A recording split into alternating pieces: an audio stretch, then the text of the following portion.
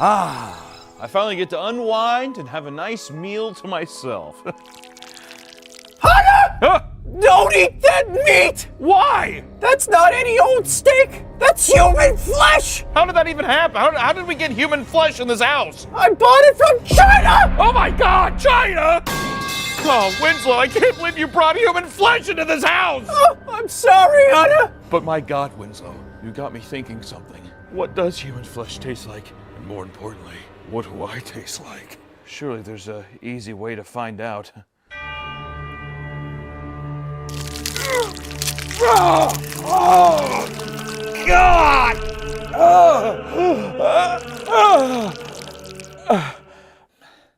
Hamburgers and fries? That's not gonna do. Damn it.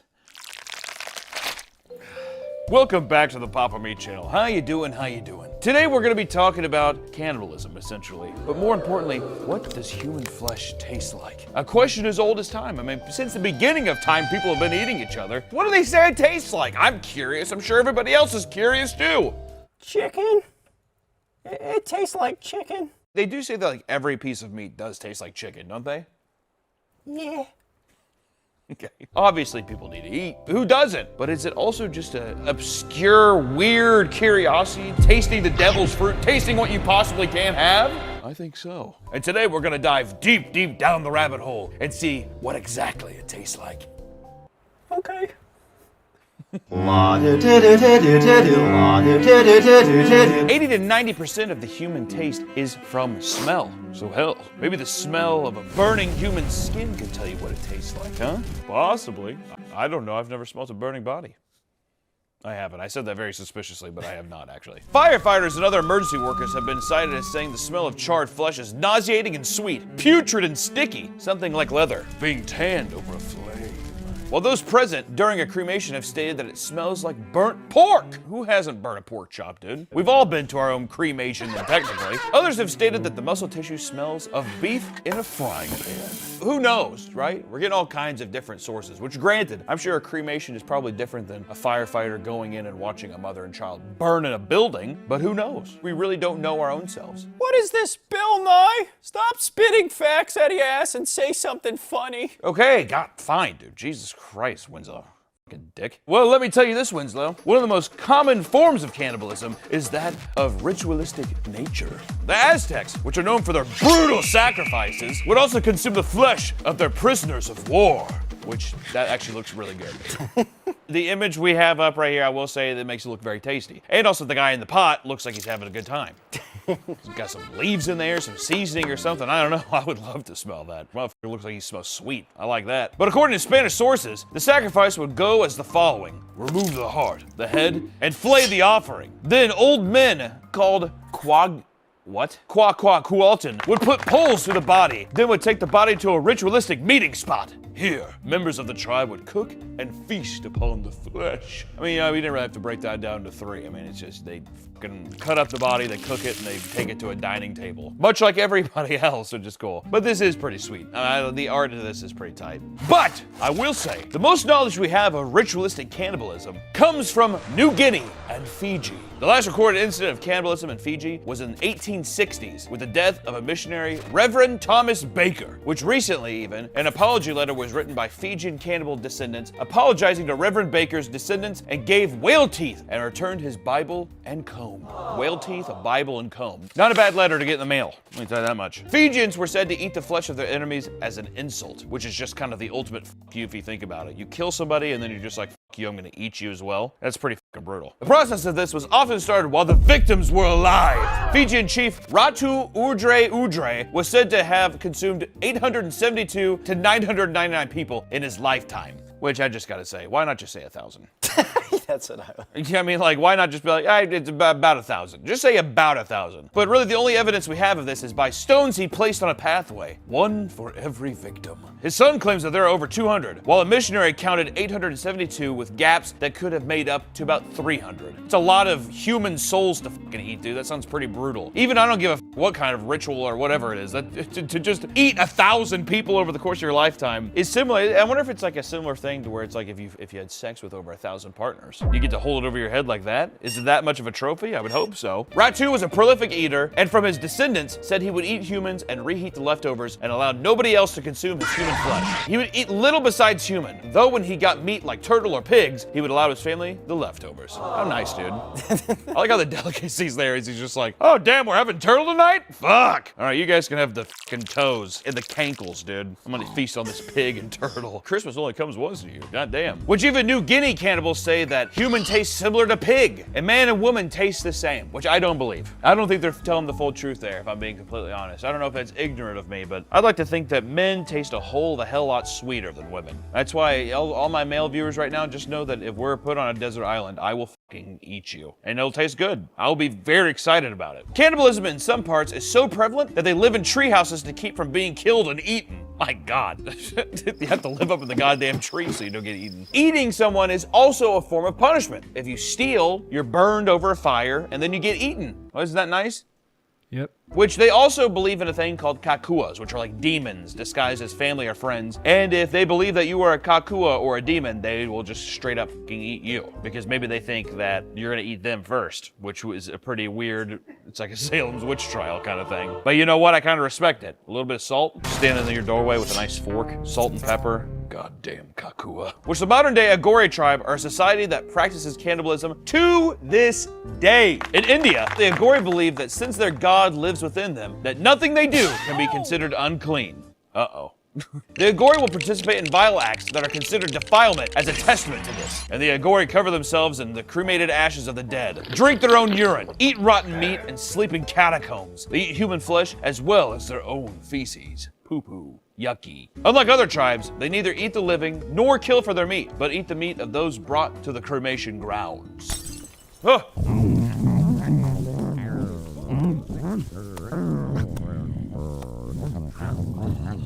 I think they're outside. I don't think I'm gonna answer the door this time. I'm pretty sure that this was actually Kind of presented as a cremation ground at one time. so I think we're gonna leave the door shut, okay, Winslow?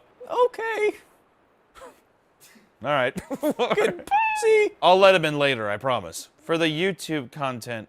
And even to just bring it into a little more, I guess, modern times or a little into American culture or just, I don't know. I'm just gonna count this as a ritualistic thing, is placentophagy. Basically, white bitches eating placentas. It's fucking insane how common this is. Is to consume the placenta after giving birth. Oh, God. In modern age, many women have their placenta steamed, dehydrated, and pulverized into a powder, then encapsulated and take their own placenta via pills, dude. Fucking Flintstone gummies. It's a little extra iron, right? Nope, that's just afterbirth.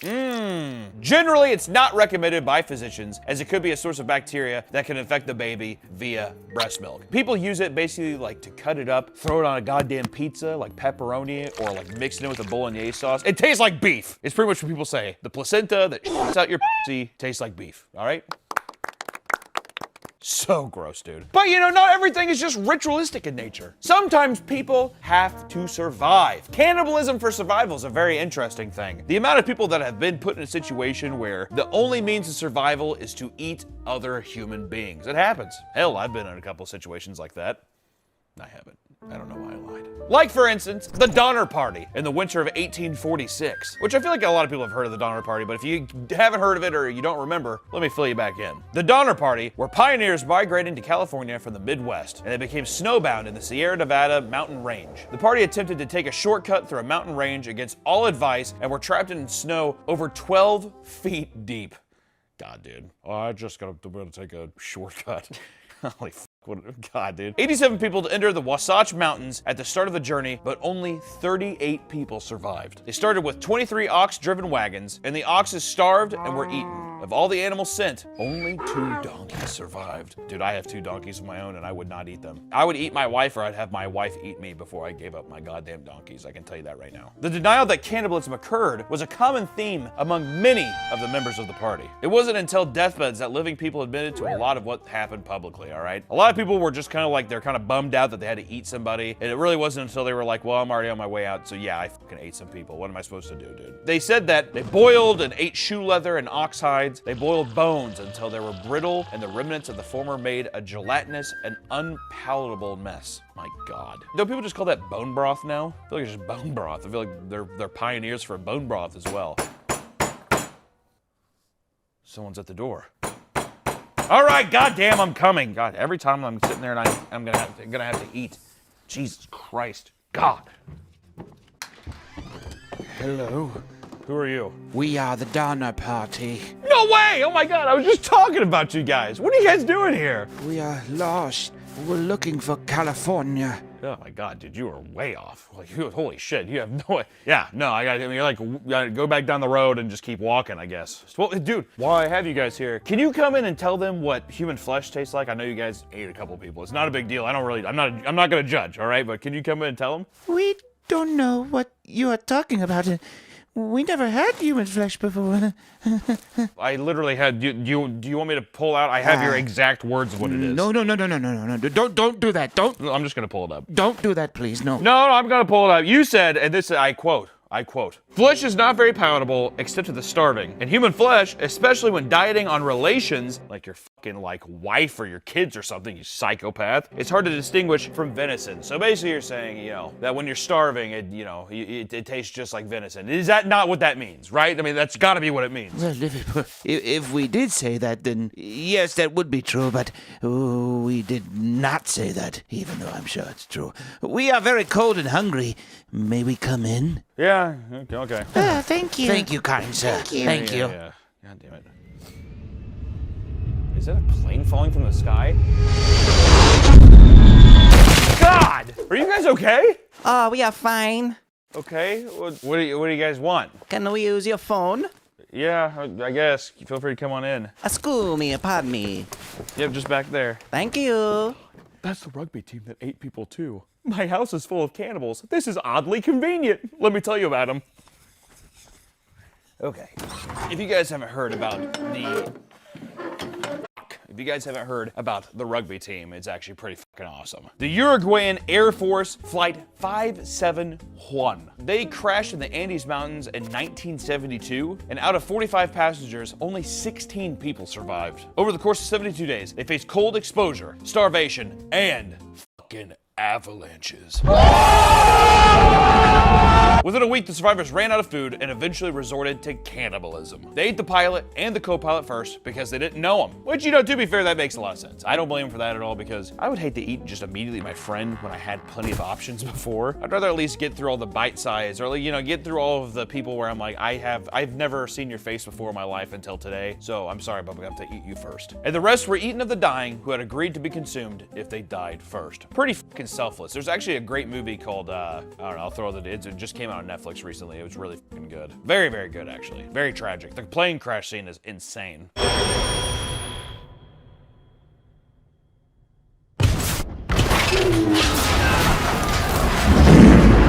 Brutal. Using a piece of broken glass, the survivors cut up the dead bodies to prepare for consumption. They dried the meat from the bodies in the sun to make it easier to eat. And at first, they were so disgusted by the experience that they could only eat the skin, muscle, and fat. But in the end, they also ate hearts, lungs, and even brains. Which some of the quotes they had are pretty crazy too. I mean, hunger overcomes any religion or thought or moral thing you can think of. The stomach pain that comes from not eating anything is unbearable. And that's when we realized that everyone was simultaneously starting to arrive at the same idea. I mean, having to sit there and be like, in so much pain and so much fatigue, and everybody at the same time realizes like, oh, we're gonna have to actually eat some of these people. I feel like it'd be very hard pressed to find people that could do that. I mean, in survival, I feel like anything can happen, but to muster up the actual gall to do that to survive is pretty crazy. I know my fat ass would be like, I'm picky, I can't. Are you sure there's no Cocoa Pebbles left? Come on, guys, what the f? And one thing that was kind of interesting, because we've had people say that it tastes like pork, it tastes like beef, it tastes like, it tastes sweet. One person said, eating human flesh doesn't taste like anything really. Said by Carlitos Paez. Kind of crazy to say that it doesn't taste like anything. Which, to be fair, who knows? It could have been. I thought about that and I wondered how much of that's like, you're like just mentally fucking numb from the whole experience maybe? Yeah. You know what I mean? Like you're in utter shock. There's some people who did refuse to eat, like a woman who refused to eat died 60 days in. She only had 12 days. Yeah, kind of crazy. They were there for 72 days. How up is that? Not even 2 weeks later they get safe. That is insane. All because you could have eaten a cankle. Could you imagine if she died on day 71? Oh my God, that would be even worse. If they died on day 71, or she died on day 71, that'd be even a Catholic priest said they wouldn't go to hell if they ate the people. So at least they had some kind of religious, like, I guess get out of jail card. I mean, because that's what they're thinking is, 1972, they're just like, we're gonna burn in hell. They're like, there's no way God's cool with this. And the priest is just like, God, just cook it. Jesus says it's fine, my God. Oh, Hunter, you're so stiff. Who the hell are you? Hey, why do people keep coming in my house? God damn, dude. Fuck. Oh, God. Albert Fish. Jesus Christ. You're like the worst serial killer ever. God damn it. No more cannibals in here, okay? I know that I'm talking about cannibals, but seriously, no more cannibals, dude. Come on. I want to read you a letter, Hunter. Oh, God. For people that don't know, Albert Fish is one of the... No, please, let me talk. Albert Fish is like one of the grossest, most fucking depraved serial killers, cannibals, child, So I just want to say, if he's going to read this thing, I just want to say viewer discretion advised, because it gets fucking grimy. This is to Grace's mother. Which also, he's saying to Grace, his mother. I mean, he kidnapped a young girl named Grace. It's just go ahead. On June 3rd, 1928, I called on you at 406 West 15th Street and brought you pot cheese and strawberries. We had lunch. Grace sat on my lap and I took her to an empty house in Westchester. Then I hid in the closet until she was in the room. When she began to try to I grew and she said she would tell her mama how she did. Alright. Then so I could take her into my room. How sweet and tender her little. It took me 9 days to eat her entire body. We're talking about what does human flesh taste like, not how you fucking kidnapped and ate a girl. God, you didn't even say what she tasted like. It feels so wrong. Oh, God. Holy fuck! That guy's sick! Yeah, you know what? That was a cool letter. Thanks for sharing. Winslow, kill him. Right?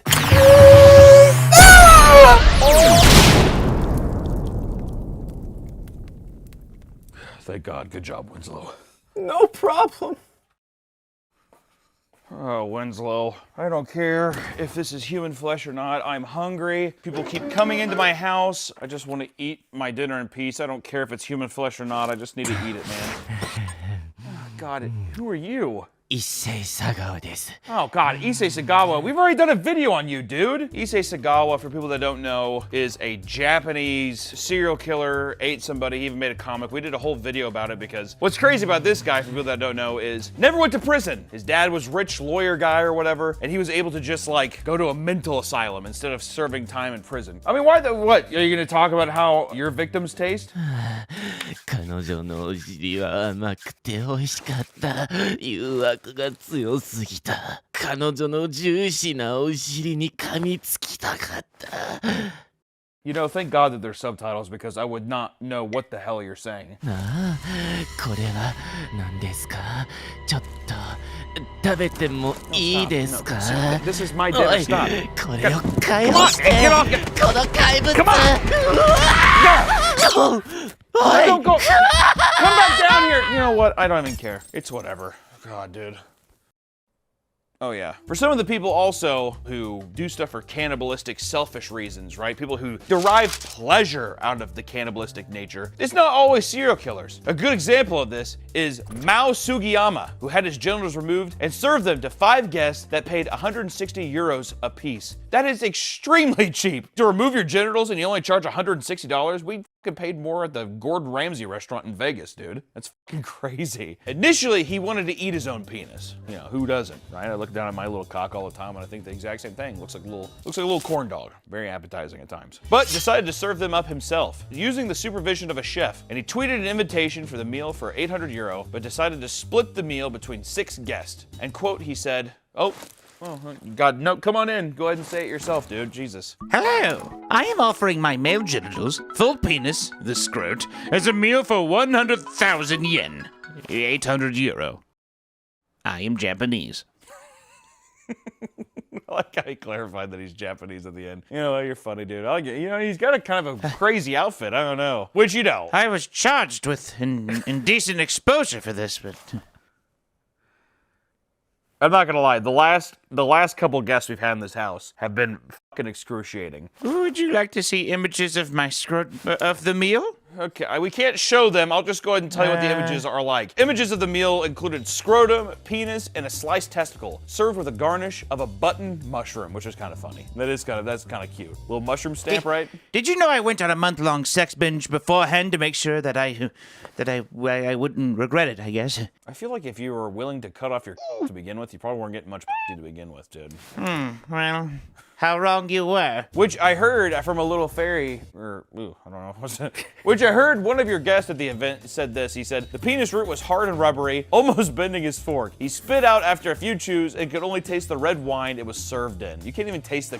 That has to be insane that you didn't even get to taste the. Supposedly the scrotum was even chewier, but had no flavor. No comment was made about the 3 millimeter of pubic hair it included. Oh my God. There was just a bundle of hair. Good Lord. And the testicles were hard on the outside and chewy and gluttonous on the inside with a fishy, gamey taste. A friend accompanying him, stop trying to, you ate your own dick. Stop trying to eat my steak. Stop. God, dude. A friend accompanying him asked for a taste of the penis and later on admitted he felt bad for eating it and regretted trying it. Which the chef made some suggestions to the dish. He said the penis was tough meat that needed to be marinated in milk and sous vide cooked or gently braised. Doing so would make it spoon soft. I don't know if I'd ever eat a penis that was spoon soft. Give it to me hard, dude. The testicles needed to be cleaned, washed, and membrane removed and gently cooked to retain their soft, creamy texture. And the chef, who has probably the best quote of the day, said, quote, "What a waste of a perfectly good penis." Why? Why would you do this? I never felt comfortable in my male physiology, so I had my genitals removed. But the surgery was so expensive that I figured I'd get back some of the money by throwing the event. I like how it sounds like that. My penis was 6.3 inches fully erect, by the way. So well above average. Okay. Awesome. Thank you so much. My God. And there's also a Reddit post here that we'll say, just to have a nice Reddit post that was titled Taco Feed, which is fucking crazy. In 2018, a user by the name of Incredibly Shiny Shart had a foot amputated after a motorcycle wreck. His foot couldn't be salvaged, but would never be usable, so he elected to have it amputated. He kept it and made tacos out of it. Oh my God. Said he tasted like buffalo meat, chewy with low fat. Ugh. God, dude, you know what? I've lost my appetite. You know what? Just get out of here. Ugh. I don't care. I don't care if this is human flesh. I don't care if it's not. I'm not eating it. This whole thing has made me lose my appetite. Me of all people. The fattest man in the room. I'm tossing it. God, completely ruined my appetite. Son of a bitch, man. All right, Winslow, I'm throwing this outside, man. Hey, whoa, wait. What the hell's going on? Just have this. You don't need me. Come on, right? It's better fresh. Fresh is best. No! What the hell?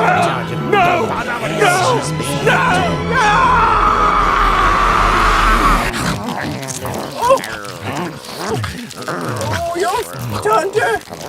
I'm gonna eat you, all right? It was nice knowing you, pal. Die! Fucking kill him! Got him! So painfully upset.